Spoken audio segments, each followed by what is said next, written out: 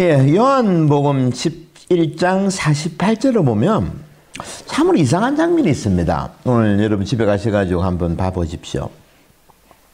예수님께서 죽은 라자로를 살리신 후 많은 사람들이 예수님을 따릅니다.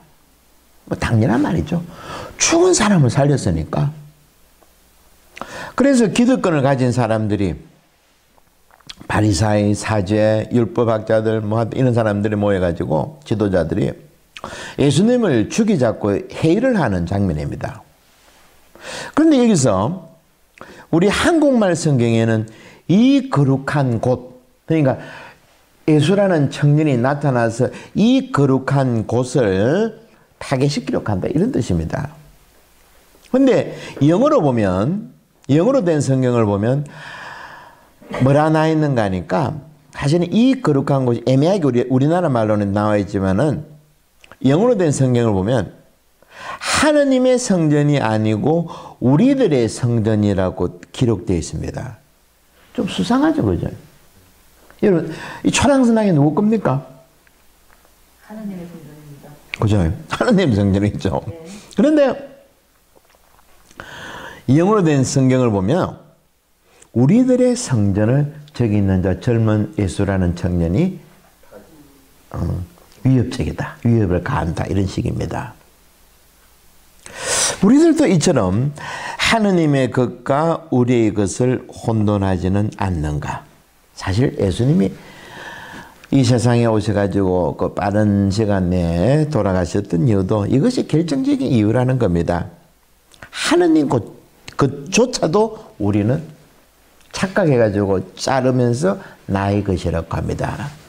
얼마 전 뉴스를 보니까 뭐 화성은 미국 거라고 트럼프라는 뭐 정신 못 차리는 대통령이 이야기한 얘기 참 웃으면서 본 기억이 있는데 이처럼 네 편 내 편 나누는 화성이 아니고 달나라다, 그죠?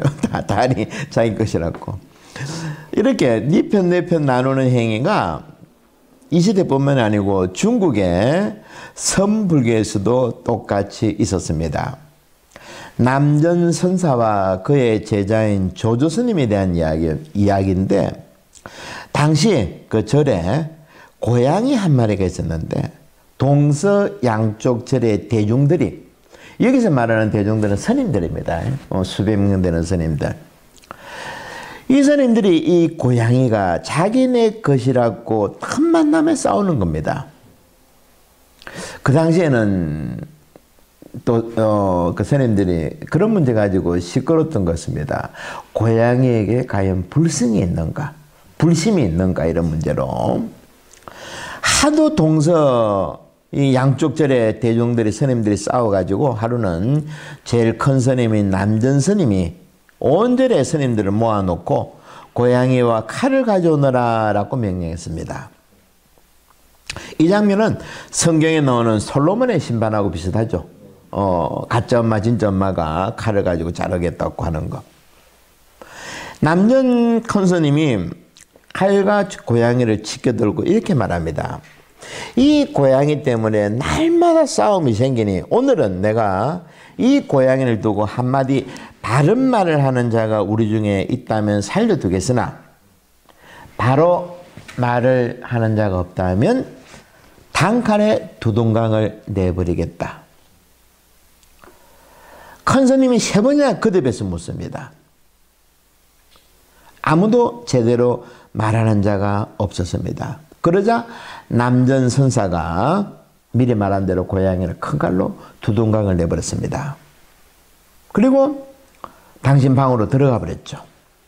나중에 저녁 무렵 출타 나갔던 조조 스님이 들어와 가지고 남전 선사에게 인사를 드리러 방으로 들어갔습니다.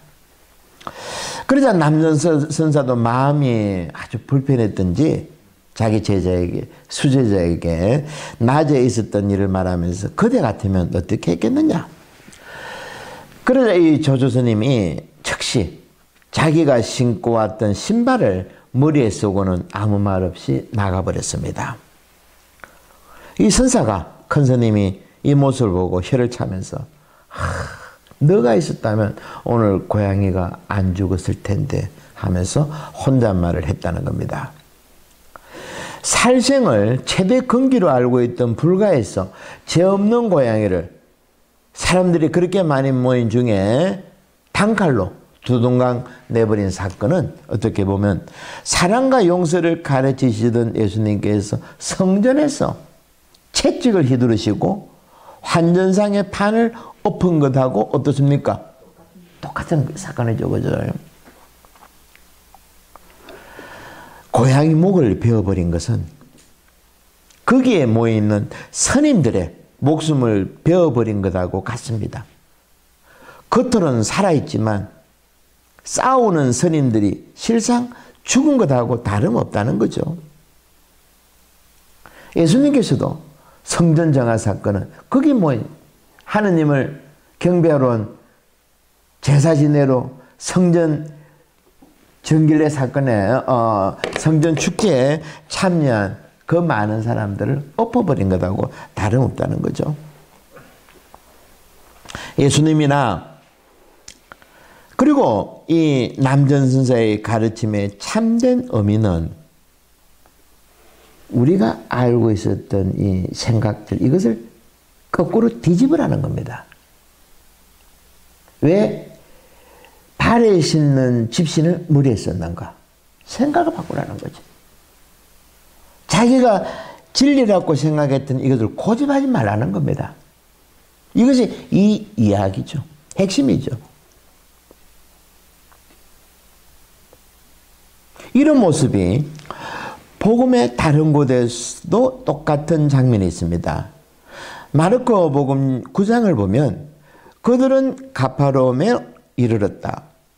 예수님께서 집에 들어가시자 제자들에게 길에서 너희들이 무슨 일로 다투었느냐 하고 물으시니 제자들은 길에서 누가 제일 높은 사람이냐 하는 문제로 서로 다투었기 때문에 아무 대답도 하지 못하였다. 예수님께서는 자리에 앉아 12제자를 곁으로 부르셔서 첫째가 되고자 하는 사람은 꼴찌가 되어서 모든 사람을 섬기는 사람이 되어야 한다. 그죠? 딱 들어맞죠? 아기가 딱 들어맞습니다. 너무 신기하죠? 800년 전에 중국의 남전선사의 제자인 조조 스님이 했던 것하고 다르지 않습니다. 그리고 또 예수님의 탄생의 의미도 이와 다르지 않습니다. 하느님께서 하늘을 뒤집어 가지고, 그죠? 하늘을 뒤집어 가지고 하느님이신 분이 인간의 몸으로 내려온 것이 바로 예수님의 강신 신비죠. 우리의 일상적 감각이나 습관적 의식 너머의 낯선 세계가 바로 신발을 머리에 신은 행위라는 겁니다. 신발이 꼴찌에 있는 것처럼, 우리 몸에서 꼴찌에 있는 것처럼 꼴찌에 있는 것을 머리에 올려놓았다는 겁니다. 진리는 이처럼 우리가 이제까지 최고의 것이다, 이것 아니고는 없다는 그런 생각을 언제든지 집어 던질 수 있어야 된다는 겁니다. 이것이 회개라는 거죠. 회개가 뭡니까? 길을 돌리라는 거죠. 길을. 우리가 이 길이라고 생각했던 길을 거꾸로 돌리는 것이 회개라는 겁니다. 우리의 생각을 바꾸라는 거죠. 우리가 아무것도 모를 뿐이다라는 것을 고백하는 겁니다. 이제부터 우리는 조주가 했던 것처럼 집신을 머리에 서는 공부를 이제 시작할 겁니다. 바로 양자의 역학을 성경하고 연결시켜보는 작업인데, 양자의 역학을 성경하고 연결시키기 전에 먼저 이 세상의 모습을 조금 더 확인하고 양자 역학으로 들어가 봤으면 합니다. 우리는 이제까지 마음 안으로 들어가는 여행을 오랫동안 했죠. 벌써 뭐 2달 정도 가량 했던 것 같습니다. 이제는 마음 안의 공부를 나와가지고 잠시 동안 바깥 세상을 한번 이제 구경하는, 쭉 한번 둘러보는 그런 시간들을 가지도록 하겠습니다. 우리 첫 인간인 아담의 경계선 걷기에 대해서는 제가 몇 번 계속 강조하면서 말씀드렸습니다. 이 시간에는 좀 더 자세하게 들여다보겠는데, 위대한 아담의 후예들은 엄청난 노력으로 경계선을 만들고 더욱 미묘하고 추상적인 경계선을 만들기 시작했습니다. 뛰어난 지적 능력을 갖춘 인물들이 당시 2500년 전 거주해가지고 그리스에서 출현하기 시작했습니다. 첫 번째가 아담이 했던 일은 분류 작업과 선긋기였다면, 이제부터는 2500년 전 그리스에서 어떤 일들이 등장하는가 하면 숫자가 등장합니다. 아담의 이름 짓기가 마술처럼 보였다면, 그리스의 2500년 전에 학자들이 했던 것은 계산인데, 숫자인데, 이 수가 성스러운 것처럼 이제 사람들을 현혹시키기 시작합니다. 왜? 숫자는 사물을 초월합니다. 그죠? 추상적인 수에 의해서 인간은 구체적인 사물로부터 자기 마음을 해방시킬 수 있다라는 생각을 하게 된 겁니다. 더 쉽게 말씀드리면, 아담이 했던 짓은 땅이나 곡식을 멀리 떨어져서도 볼 수 있었습니다. 옛날에 경주 채부자 이야기 들어보셨죠? 이때만 하더라도 쌀과 땅이 그리고 돈이 눈에 보입니다. 네 것 내 것이 구분되죠. 그리고 채부자는 자기 부를 댈 수 있는 한 가난한 이들과 함께 나눌 수 있도록 자녀들에게 당부했습니다. 예를 들면 자기 구역 뭐 10리, 100리 이렇게 정해두고 여기에서는 굶는 사람이 없도록 하여라. 이 말을 잘 알고 계시죠? 이것이 경주의 채부자입니다. 이때까지만 하더라도 아담의 경계선을 눈으로 보고 채부자 같은 사람들은 그 선을 지울 수 있는 여지가 있었습니다. 내 것을 남에게 준다는 것은 내 것, 네 것의 선을 지워버린다는 겁니다. 이것이 가능하다는 거죠. 그런데 아담 이후 그리스 시대에 와서, 피타고라스 시대에 와서는 이제 상황이 달라집니다. 우리가 싫어하는 피타고라스 정리, 옛날에 중학교 때입니까? 지긋지긋하죠. 수학. 이 사람은 만문의 근원을 수라고 보았습니다. 이렇게 피타고라스는 아담의 경계선보다 더 복잡한 메타 경계를 그었던 겁니다. 여기서 메타는 무슨 말인가 하니까 무엇을 초월하는 겁니다. 넘어서는 겁니다. 아담의 선을 넘는 것이 메타 경계인데, 이렇게 되면 경주 채부자처럼 눈으로 보고 자기 재산을 쉽게 나눌 수 없게 되죠. 왜? 숫자라는 데 이제 감추어져 있기 때문입니다. 여러분들의 돈이나 재산이 눈으로 볼 수가 없죠. 통장에 감춰져 있죠. 그죠? 이런 것하고 마찬가지라는 겁니다. 그런데 이것이 여기서도 끝나는 게 아닙니다. 우리 역사를 보면 17세기 들어와가지고 이제는 메타 경계보다도 더 복잡한 메타 경계가 나옵니다. 이것은 우리들 수준을 뛰어넘는 겁니다. 이것을 대수학이라고 합니다. 그러니까 인공위성을 띄워보내고 우주를 연구하는 수준인데, 대수학은 복잡한 공식을 숫자화해가지고 더 깊이 들어간다고 합니다. 이것을 이해하려고 그러면 저나 여러분들은 포기해야 됩니다. 왜냐하면 자칫 내가 발달해야 되는데, 우리는 선천적으로 그렇게는 말 그대로 모든 세계에 돌아가는 현상들을 어떻게 받는가는 메타 경계에서는 그래프와 통계와 같은 것들을 통해 가지고 컨트롤한다는 거죠. 이것이 오늘날 이런 세계에, 우리도 모르는 이런 세계에 살고 있는 겁니다. 그런데 제가 말씀드렸죠. 아담은 선만 그었고, 그리고 그 다음 단계 인간들은 숫자를 만들어냈고, 그리고 17세기 부터 유튜브부터 해가지고 라이프 니치 해가지고 이런 사람들은 맨날 무슨 일을 저지른다 하니까 메타 경계를 해가지고 이것은 우리가 도저히 범접할 수 없는 그런 세상을 만들어 버렸다는 겁니다. 이렇게 인간은 자연에 대해서 이런 행위를 통해 가지고 지배력을 얻었지만 그것을 얻기 위해서 어떤 일이 벌어지는가 하니까 자연으로부터 근본적으로 자신을 분리해야 됐습니다. 이것이 이 복잡한 이 세상에 살고 있는데 문제는 제가 이것을 말씀드리고자 한 것이 아니고 엄청난 반전이 벌어진다는 겁니다. 무슨 말인가? 1925년 그러니까 불과 100년 전이죠. 그죠? 마침내 인간들이 했던 모든 선긋기가 중단된 겁니다. 어떤 일로? 양자역학이 세상에 펼쳐진 것입니다. 아인슈타인, 슈레딩거, 닐스 보어, 하이젠베르크 이런 양자 물리학자들의 앞에서 몇천 년 동안 내려온 아담이요 이런 생각들이 산산조각 나버렸다는 겁니다. 1925년 전까지만 하더라도 이제 인간은 우주까지 모든 것을 컨트롤했다고 봤습니다. 컨트롤할 수 있다고 생각했습니다. 그런데 1925년에 어떤 일이 벌어졌는가? 덴마크 코펜하겐에서 전 세계 양자학자들이 모여가지고 발표를 했는데 이전까지만 하더라도 원자의 세계였습니다. 세상 물질을 채소를 원자까지만 보았죠.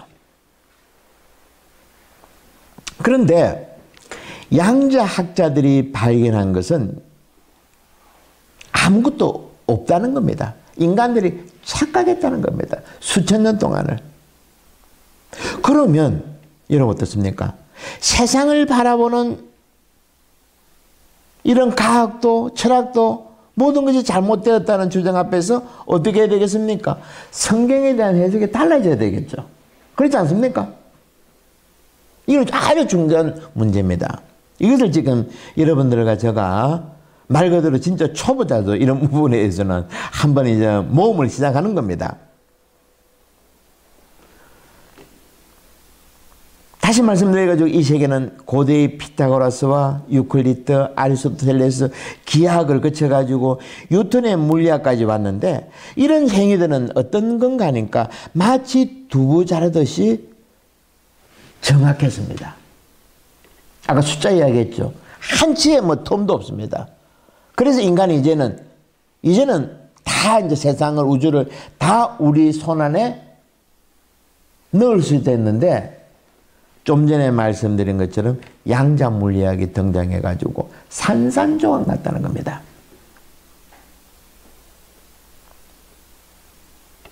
이제는 양자 물리학을 모르고서는 성경도 제대로 받아들이지 못하는 지경까지 왔다는 겁니다. 노자나 장자, 제가 불교 이야기를 계속 해왔죠. 이 이야기를 하기 위해서 제가 계속 지난 수십 번 동안 노자, 장자, 불교 이야기를 했던 겁니다. 이것하고 연관되어 있기 때문에. 이제까지 서양 세계는 플라톤이 만들어 놓은 것이 뭔가 하니까 이언론적인 세계라 그랬죠. 플라톤은 어떤 생각을 가지고 있었는가 하니까 이 세상의 모든 것들은 그림자라고 했던 거 제가 기억납니까? 우리가 했던 일들이 그림자고 실상은 본질은 저 죽음 너머에 있는 저 이데아 세계에 있다고 본 것이 플라톤의 세계입니다. 그리고 서양 철학들은 2000 몇백 년 동안 그 생각에 머물러 있었고 이것을 무너뜨린 것이 양자역학입니다. 그리고 양자역학이 누구의 도움을 받았는가? 노자, 장자, 불경, 동양 사상의 주역 사상 이런 것에 영향을 받았다는 겁니다. 놀랍지 않습니까?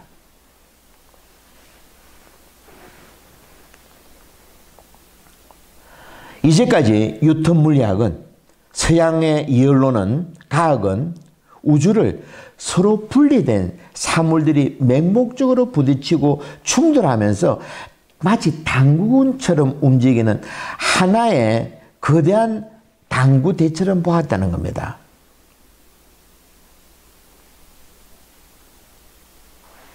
그런데 실제는 전혀 그렇지 않았다는 겁니다. 비유를 말씀드리면 그네들이 얼마나 충격을 받았는가 하면 서양의 과학자들이 어느 날 장갑을 벗으니까 장갑 안에는 뭐가 들어있어야 됩니까? 5개 손가락이 들어있어야 안 됩니까? 그죠? 근데 서양 과학자들이, 유턴 과학자들이 장갑을 벗으니까 뭐가 들어있는가 하니까 가재처럼 찌개발이 달려있는 겁니다. 지금 드린 말씀 이해가 됩니까? 무슨 말인가 하니까 이것이 양자역학입니다. 양자역학 전에는 제가 좀 전에 당구 이야기했죠. 그죠? 당구대 당구 시험 어떻습니까? 당구공은 아주 그는 뭐라 그러면 제가 당구를 잘 못 치는 게 못 치기 때문에 들은 바는 있고 지켜본 바는 있는데 적당한 힘을 가하면 과학적으로 가하면 그 당구공은 자기가 생각한 대로 움직인다는 것이 당구라는 겁니다. 그 누구는 여러분 아시죠? 그런데 이것이 뉴턴의 물리학 이전의 생각입니다. 거기가 공식만 집어넣으면 당구공은 저 공을 2번 맞추고 돌다가 이 자리에 머문다. 이것이 뉴턴의 물리학까지입니다. 그런데 양자역학은 뭔가 하니까 당구대가 없다는 겁니다. 당구공도 없고. 그래서 제가 아까 장갑을 벗으니까 5개 손가락에 넣어야 되는데 찌개발이 나온 겁니다. 얼마나 놀랬겠습니까? 한마디로 그것들은 경계를 갖고 있지 않았다는 겁니다. 제가 한 4-5번 이야기했죠. 경계선. 아담의 경계선. 아담이요 몇천 년 동안 선을 긋고 메타 경계가 숫자라 그랬죠. 메타 몇자는 대수화. 이렇게까지 발전이 쌓아왔는데 이런 모든 것들이 몇천간의 인간의 노력들이 어느 순간에 와르륵 무너진 겁니다. 마치 이집트에 있는 피라미드가 어느 돌 한 개 빼니까 다 무너진 것처럼. 혼돈이죠. 그 당시 우리가 모르는 사이에 1925년에 전 세계가 혼돈에 빠졌습니다. 그 당시 우리는 뭐 전쟁난이 전이었고, 그저 식민지 그때 있었노니까 우리 한국 사람들이 뭐, 어떤 언어 충격을 우리가 알 수가 없었죠. 아까 제가 지난주에 말씀드린 장자가 말한 혼돈이었습니다. 한마디로 알 수 없음. 오직 모를 뿐. 인간들이 수천 년간을 측정해온 기술들이 이제는 무용지물이 되어버렸다는 겁니다. 이것을 하이젠베르그의 불확정성의 원리가 나왔는데 하이젠베르그는 한마디 뭐라 했는가 하니까 우리는 알 수 없다. 과학자들 입에서 나와서는 안 된다는 말이죠. 불확정성의 원리. 전자의 세계, 양자의 세계는 알 수 없다는 겁니다. 이것은 수천 년간 고전 물리학을 내리친 마지막 치명타였던 겁니다. 이때부터 이들이 눈을 돌린 것은 동양의 정신세계였습니다. 이제까지 서양 사람들이 붉은색의 선글라스를 끼고 있었다 그러면 이것을 벗고 인간, 자연, 우주를 이제 제대로 볼 수 있는 그런 동양의 시선을 그네들도 도입하기 시작했다는 겁니다. 특히 가정철학자라고 화이트헤드라고